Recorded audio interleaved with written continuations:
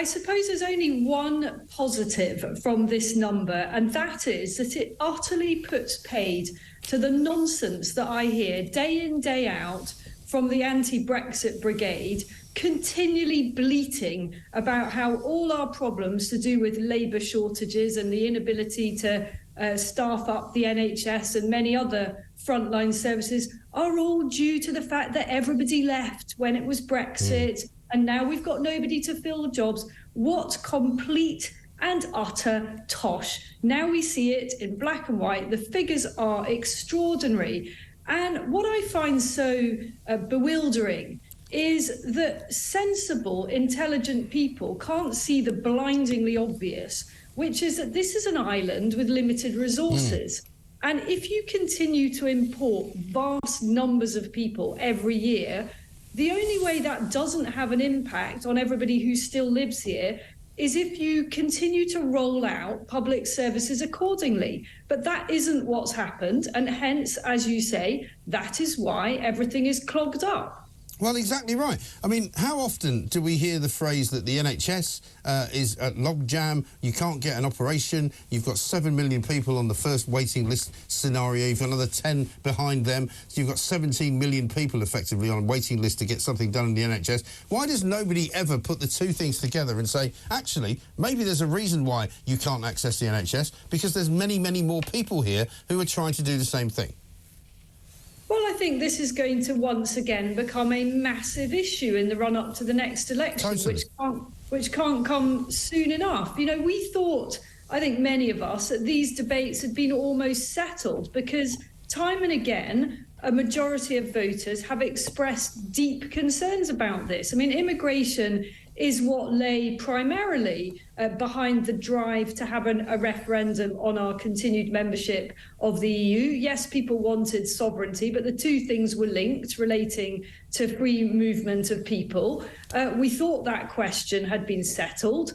Something like 10 years ago or more, David Cameron, then Tory Prime Minister, said that we were aiming for under 100,000 net migration. I mean, the government, this same Tory-led government that's been in power for 12 years, seems completely incapable of keeping on top of this. And you were right in your introduction there about the question mark over whether these figures are even actually accurate. You know, the reality is that the government doesn't check who comes in and out in the way that other countries do. You know, I recently travelled to Australia. They're very careful clocking you in and clocking you out in a way that the UK isn't. You know, some of these things are pretty basic, and yet we don't do it. No, we really don't, because I can tell you absolutely with absolute positive proof that there are loads and loads of boats that arrive on the southeast corner of this country every single day who are not picked up by Border Force, who are not picked up by the RNLI. You know as well as I do,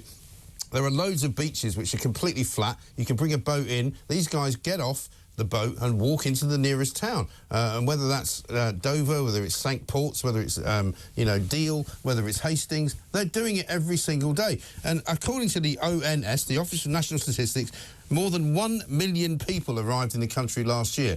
I mean, these are numbers that are simply unsustainable.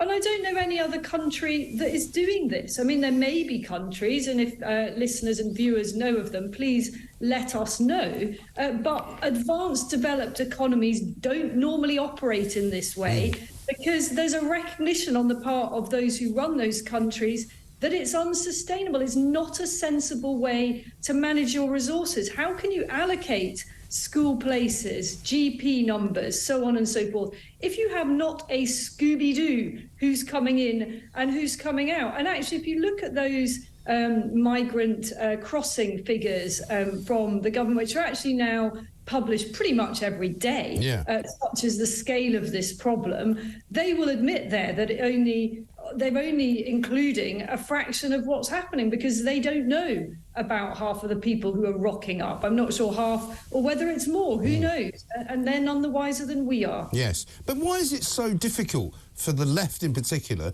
and sometimes the government as well, because we saw Suella Braverman not doing a great job of answering questions yesterday at the Home Affairs Select Committee, of admitting that actually there's a complete and utter connection between the lack of services to the general population and the numbers of people coming here. There's a clear and utter connection, isn't there?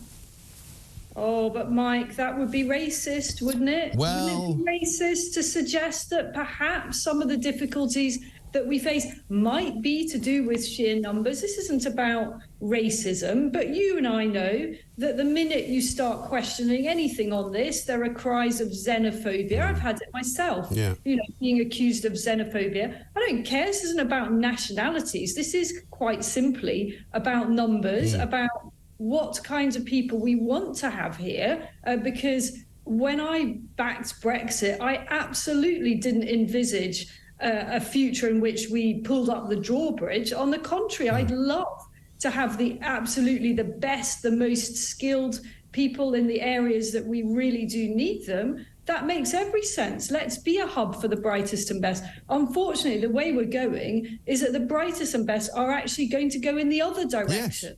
They totally are. Country. I mean, you described the UK as the best country in Europe. I'm sorry, I don't feel like that anymore. And I think that at the rate things are going, we're going to find the brightest and best from this country hemorrhaging out of it. No, I did say actually during the summer months when I went off to Italy for a couple of weeks that we used to laugh at Italy and how useless Italy was because it changed its government every 5 minutes and, you know, they were more carabinieri than there were cars and they were all waving at each other and it was a mad sort of place to be. But actually Italy was an oasis of calm when I went there and it was brilliant and their government was relatively stable and they've actually elected somebody sensible who has now come out and said that you can't just come here and expect to get unemployment benefit or medical help if you are an illegal migrant.